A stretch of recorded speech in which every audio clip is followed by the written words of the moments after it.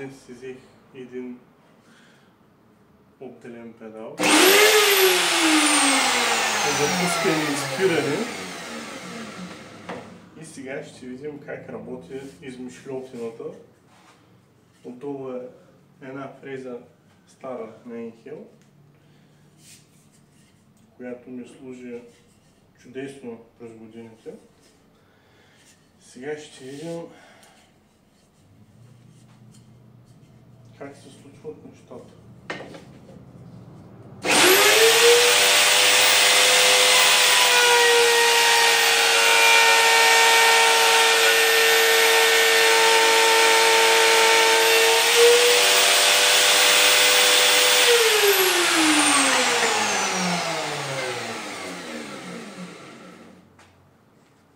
Да, като пропуснем, че съм оцелил стария канал,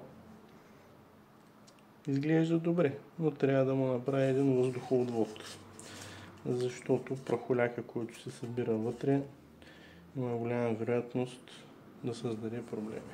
Но за някакви такива малки бързи детайли, нищо специално, мисля, че е добре.